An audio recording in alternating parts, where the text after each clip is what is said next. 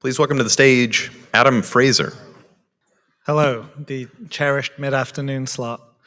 Help me out with a quick show of hands. Who here donated to a nonprofit last year, gave to a charity in the last 12 months? It's a generous room, I like that. One more show of hands. Who donated to a nonprofit focused on greenhouse gas removal? Still a few, which is great. This is, if you're in this room, you probably think this is one of the biggest challenges facing humanity. So I'd expect you to skew the numbers up, but we still had quite the drop-off. That's something really mirrored globally, of around $1 trillion going into philanthropy on an annual basis, from food banks to guinea pig rescue to the amazing amount of money donated to these admittedly very beautiful universities in this country. Philanthropic giving totals $1 billion a day just in the USA. But of that, only a couple of percent goes to climate-related causes. And of that, it's again a very small percent that goes to anything linked to CDR. To put the numbers into perspective, we can look at the $1 billion that the amazing people and organizations behind Frontier are putting into this space, the recent US government commitments. These are all incredible commitments from those entities. They're game-changing for this space. But if you think of $1 billion, that's one day of what people give to charity in this country. They just don't give very much of it to this space. Terraset exists to change that. We're a nonprofit that pulls tax-deductible donations from individuals, businesses, foundations, donor-advised funds, family offices, and we use that to make strategic purchases of permanent high-quality carbon removal from innovative projects and companies like many of the ones in this room. In some cases, the donations we receive are $10 via our website. In others, they're tens of thousands of dollars or larger, but we need it all. And I don't mean Terraset. We as a sector and as a planet need it all. We launched on October 18th last year, so it's our birthday tomorrow. Thank you to the organizers for putting on a party for us. 1 year in, we're not raising $1 billion a day or $1 billion a year, but we have raised more than $1 million. We've brought together funding from organizations like Conscience Bay Research and the Grantham Foundation, individuals like Tim Ferriss, collaborations like 1% for the Planet. We've purchased hundreds of tons of CDR from the likes of Charm Industrial and Heirloom. We're announcing more purchases and more partnerships very soon. We remain convinced that philanthropic capital can play a key role in catalyzing the carbon removal industry. The donations we receive are tax deductible. They go directly to permanent carbon removal. So what does that mean for the people in this room? I mean, first of all, if you're a great person who just wants to donate to support our work, we should definitely have that conversation. But if you're a CDR company, a DAC company, look out for our next round of purchases. As I said, we're just closing one round. Even more crucially, if someone says to you, what you're doing seems amazing, it seems great for the planet, can I get a tax benefit for supporting your work? Tell them, you probably can. Let's talk to Terraset. We can equip you to make that a smooth process. We want to make it possible for anyone, any individual, to support high-quality carbon removal. My guess is most people in this room want that as well. Let's try and get more people putting their hands up a year from now in any setting when they're asked whether, when they give to charity, they choose CDR as part of that mix. Thank you all for doing this work.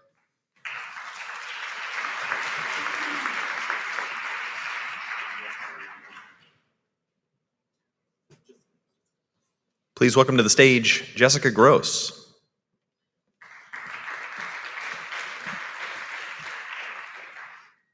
Hi, everyone. I am Jessica Gross. I'm a program manager at the Urban Future Lab. And Urban Future Lab, or UFL, is a clean tech incubator based in New York City. So a bit different than some of the presentations we've heard yesterday and some coming after me. We're an incubator that works with a lot of the startups, not a startup ourselves. We are a nonprofit innovation hub, again, based in New York. We sit We sit within NYU's Tandon School of Engineering. We've been founded in 2009, and since then have built a strong community of other climate founders working on decarbonization in the space. So a lot of startups such as Air Company, 9 Energy, Olacon Minerals, all sit within the Urban Future Lab itself. UFL is a great launch pad into the New York market. So I was just talking to someone actually at lunch around how to get into the New York market or why it's so popular. So a lot of companies come in to launch within that New York market, especially being in such a forward-looking state when it comes to decarbonization. We've been in the space for many, many years, and over that time have built a lot of connections, not just within the incubator itself, but across the sector. So with other incubators, other accelerator programs, and relationships with state and government agencies that we're able to connect a lot of our startups to. So since its inception, UFL has been home to the Acre Incubator. So Acre has been home to over 170 plus startups have come through the incubator program. They've raised a collective $2.3 billion in venture capital, project finance through grants. New York being the center of finance, it's a great place to make connections with capital and investors that we're able to connect our startups with. The incubator itself, those that do join and startups that are a part of UFL have access to industry connections. They have access to legal services as well as marketing and design services in the program, as well as because we are connected with NYU, we're also able to provide lab space for some of the startups that require that tied to our NYU connections. UFL, since its inception, has expanded beyond just this incubator program to different accelerator and partnership programs. So UFL, again, is home to that Acre Incubator, but we're also home to Clean Start, which is a professional development program that aims to help people from outside the climate tech space pivot their careers into climate, a program that I actually benefited from myself, having done it. And then also home to these accelerator programs. So over the years, we've built out our low carbon hydrogen accelerator that ran 2 years ago. It is a program obviously focused around hydrogen startups. We have our Innovate UK program, which helps UK companies come and find a footing within the US, so a go-to-market program from those from overseas to find if the US is the right market for them. We also have our Offshore Wind Innovation Hub. That is our most recent accelerator, having launched in the last year. They're in Industry City in Brooklyn. And then, of course, the one most relevant to the group here, and I know we've heard about from speakers previously as well, is the Carbon to Value Initiative. That's actually the program I work directly with. It's been around for the past 3 years. It's a partnership between Urban Future Lab, Greentown Labs, and Fraunhofer USA. Since its inception, we've had 26 startups come through the program, all from different spaces within the carbon tech space. So we work to accelerate and help carbon tech startups specifically scale and come to market as well. I myself will be here the rest of the afternoon, so anyone interested in learning more about Urban Future Lab or interested specifically in the Carbon to Value Initiative, I'm happy to talk more about it, ways you can get involved, if your startup might be the right fit, and happy to connect with anyone. Thank you very much.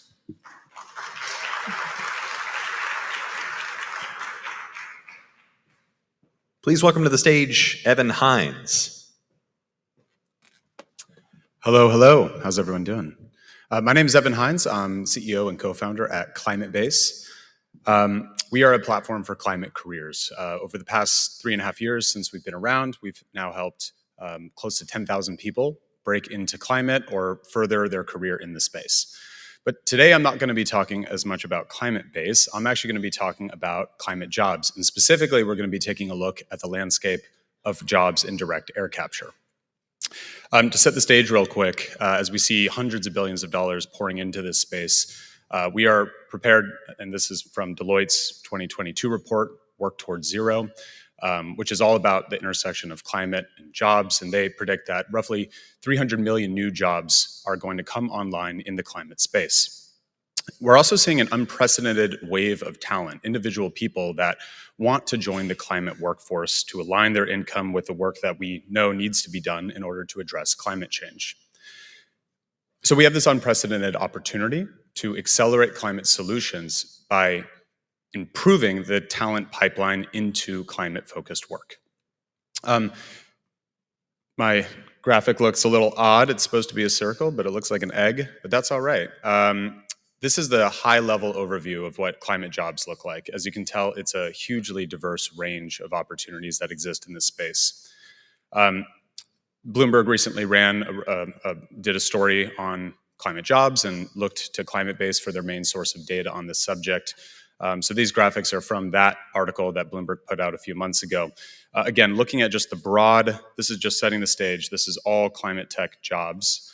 And we're seeing that these are the top 5 most common role types. These are the most in-demand roles in climate. And this is going to be a bit different than what you'll see in direct air capture.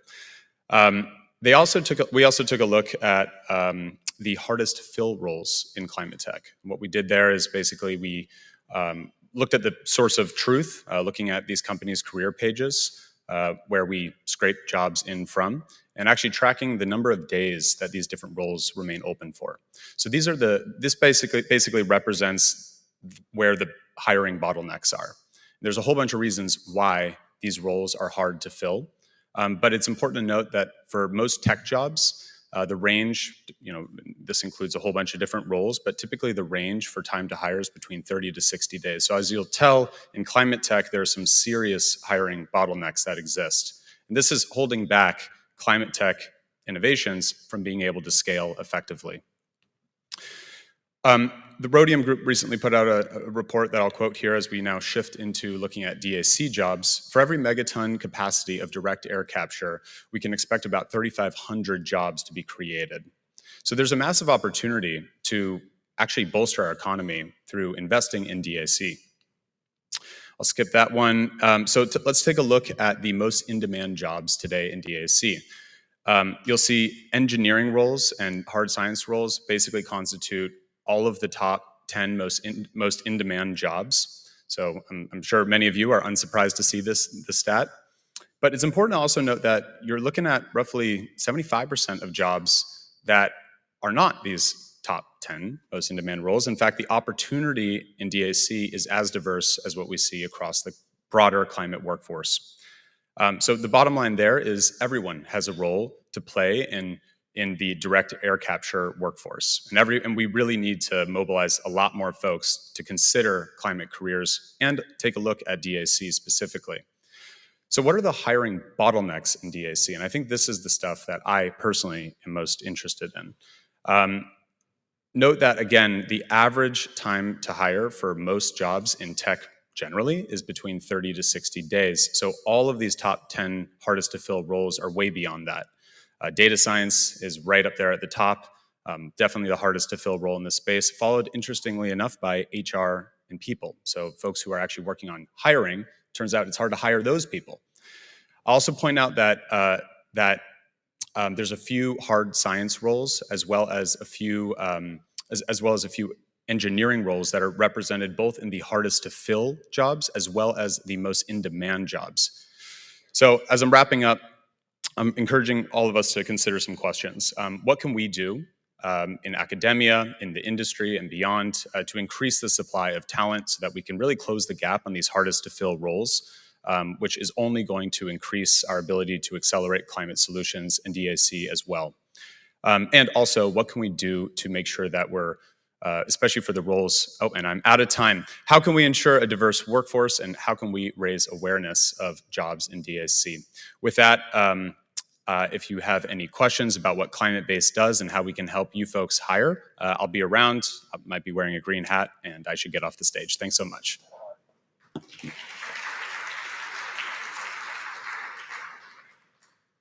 Please welcome to the stage Ken Kerr. Hello, everyone. This looks quite a bit different from when I was practicing in my room this morning, but I think we'll be all right. I'm Ken Kerr. I joined Global Thermostat earlier this year as part of the commercial leadership team. I was essentially brought on board to really help commercialize this technology that we've been developing over the last 13 years. I believe we are not on that slide. I didn't realize I was... Okay, here we go. Let's just get right back to the beginning. We'll start over. So I was brought on board essentially to commercialize this technology. We are, a pioneer in the DAC industry space. We've spent a lot of time developing not only the technology but also helping to drive the industry forward over the years. And we have a lot to show for that, including one thing we're particularly proud of is a kiloton unit, or what we call our K-series DAC unit that we launched end of last year. So it's been in operation for about 10 months at our Denver facility.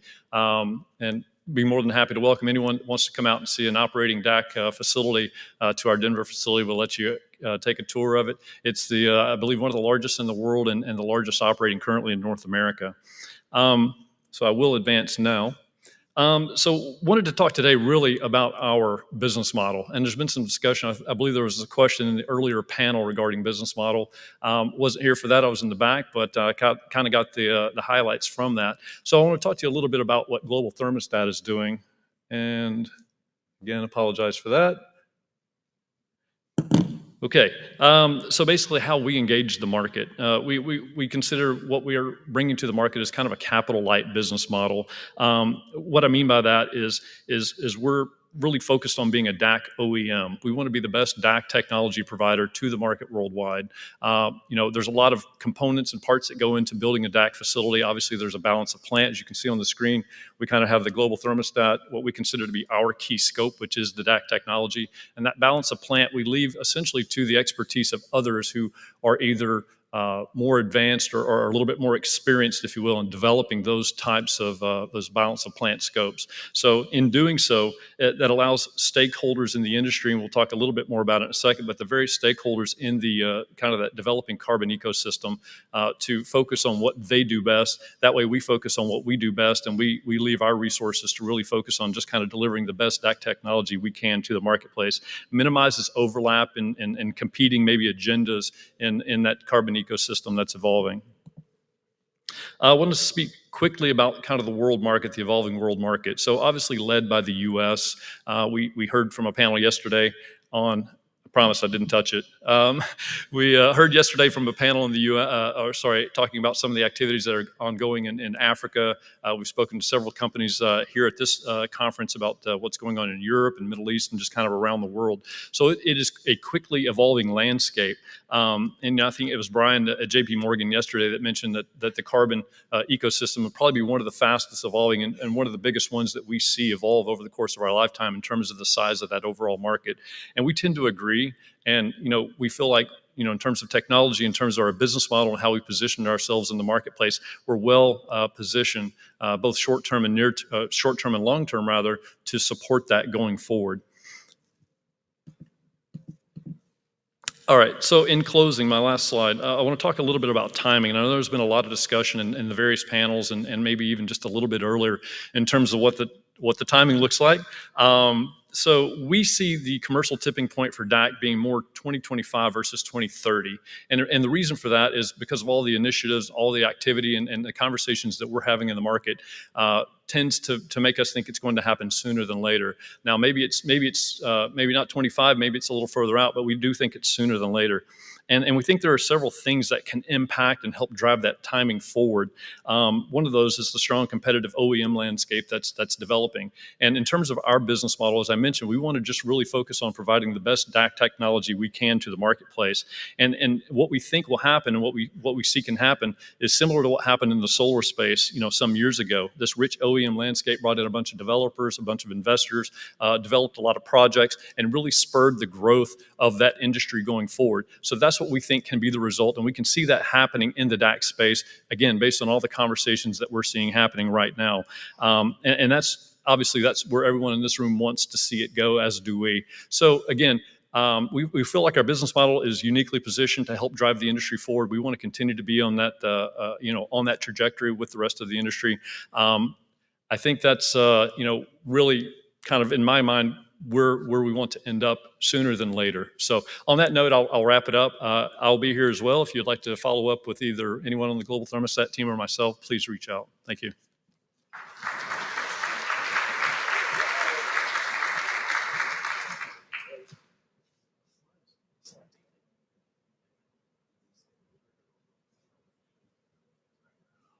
Please welcome to the stage Cindy McLaughlin.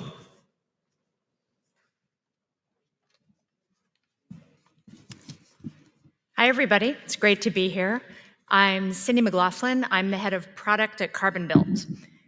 So I've been talking with a lot of you wonderful DAC nerds for a couple of years, and it's been fun to watch the conversation go from how are we going to pull all this stuff out of the sky to, oh my God, we've got it, what are we gonna do with it? So it's like my beagle with a squirrel. So it is pretty clear to me that for gigaton scale removal, DAC to underground storage is a critical solution if we assume that these installations are going to overcome the various permitting issues and some logistical hurdles in the short term, and then be treated like a government-funded waste management utility in the long term. But we're all old enough here to have experienced multiple political administrations with divergent priorities on things like climate. And so I would love to see the various actors in the CDR space invest in some early muscle, delivery infrastructure, and an innovation ecosystem around distributed small-scale industrial utilization of all kinds, in addition to geologic storage. So a booming CO2 innovation and utilization industry is likely to be a much more politically and economically resilient solution over time, and a geographically diverse one, which is important. You've all heard by now, you've all heard by now that concrete is the most obvious industry to be a CO2 offtaker. It's an absolutely enormous material. It's responsible for 30% by mass of everything we extract from the earth. And itself, it's also responsible for about 8% of CO2 emissions because of the carbon intensity of cement, the glue that holds it all together. So the way concrete blocks are typically built, and CarbonBuilt decarbonizes concrete blocks, you mix sand, gravel, and 10 to 15% of cement, compress it into molds, and then you cure it with steam derived from natural gas in a curing chamber. CarbonBuilt replaces that cement ingredient with locally available industrial byproducts that are rich in calcium. Then on the back end of the process, instead of curing with steam, we cure with dilute streams of carbon dioxide at ambient pressure and low temperature. And we can get that CO2 from a range of sources, including DAC. So CarbonBuilt, and sorry, this is I'm gonna go back. Here we go. So CarbonBuilt uses CO2 to enable the production of ultra-low carbon concrete, starting with blocks like the one you see here. We reduce their carbon footprint by up to 100% with no compromises to product cost, product performance, or the operations of the plants that we retrofit. And we're doing it today commercially. We're built on a decade of foundational research, having spun out of UCLA's Institute for Carbon Management back in November of 2020. And we are now commercializing and scaling quickly. So you can see we have a very small footprint retrofit for our systems. Our next plant is going to be in Flagstaff, Arizona, and we're going to be using modular DAC from our friends at Air Capture, thanks to the Four Corners Coalition, which was a coalition of local cities in the Southwest helping to fund the project. So we're really excited about that. We're working with concrete producers across the country, and we're going to need CO2 for all of them. So I'm here, come find me. Thank you.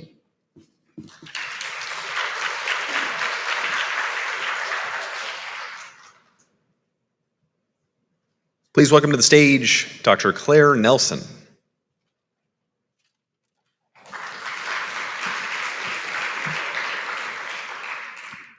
Hi, everyone. I'm Dr. Claire Nelson. I'm the co-founder and CTO of Cella, a carbon storage technology startup here in New York City. And I'm also an associate adjunct research scientist here at Columbia University. So everyone in this room is painfully aware that the climate problem is a carbon problem. I see the carbon problem as fundamentally a carbon storage problem. We need to put billions, potentially tens of billions of tons of carbon somewhere other than the atmosphere, and we need to do this fast. So this is a DAC conference. Most of us think about all the problems with scaling to capacity, lowering cost associated with capture. And I'm here to tell you that permitting isn't the only bottleneck with storage. We face similar challenges to everyone in this room, as you heard about on the previous panel.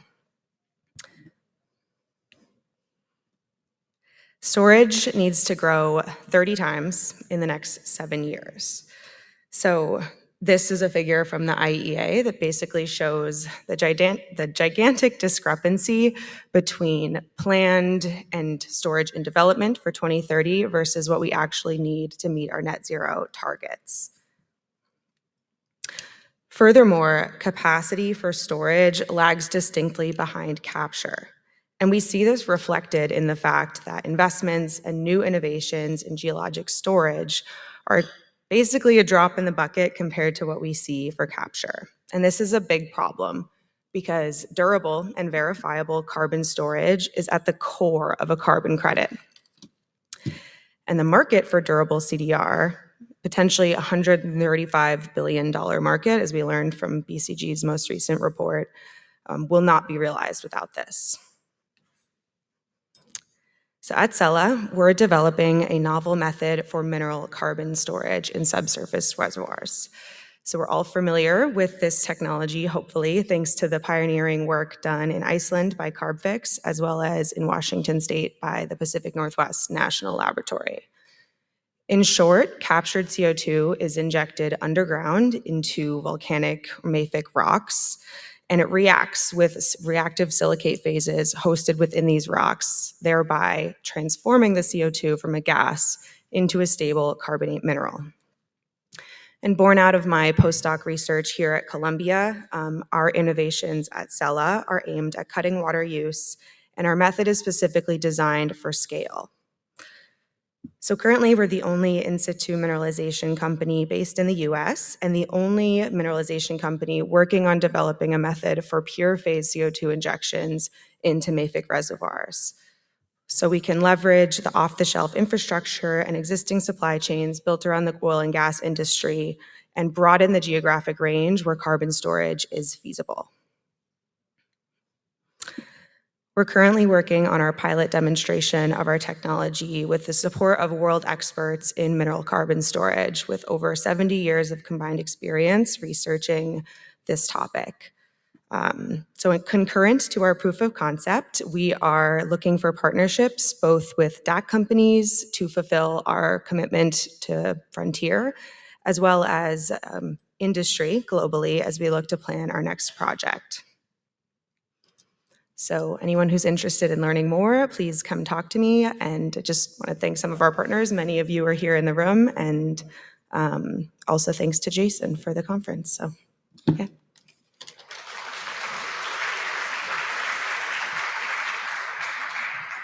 Please welcome to the stage Bilha Ndirangu.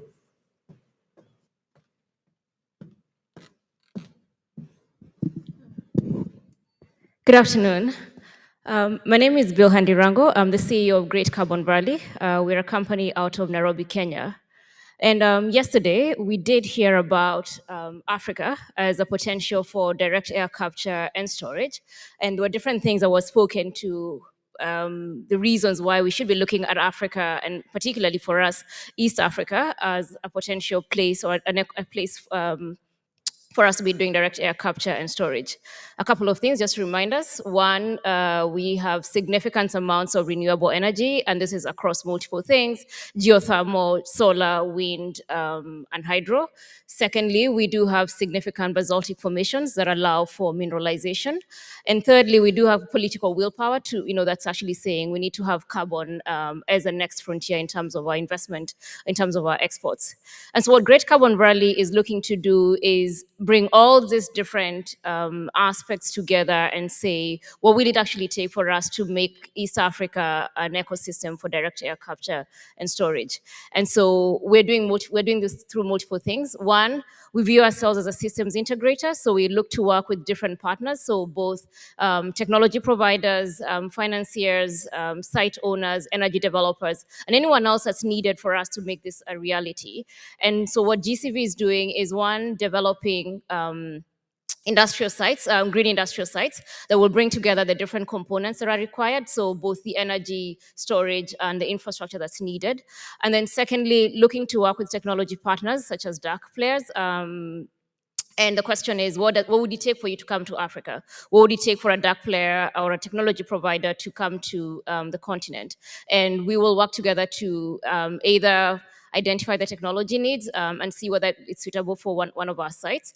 And we could work either as on a joint venture or project development, a joint venture, or plug and play sort of process where we as GCV yourselves can partner, or you can come look at our sites and rent and get the steam and power and whatever else you require.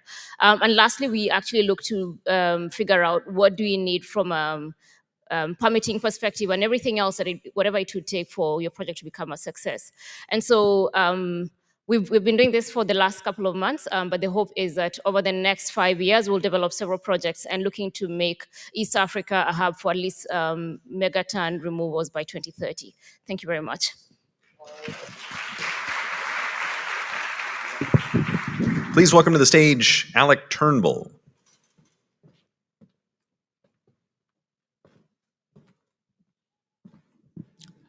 Hey everyone, I'm Alec. I'm the Director of Product at Thalo Labs.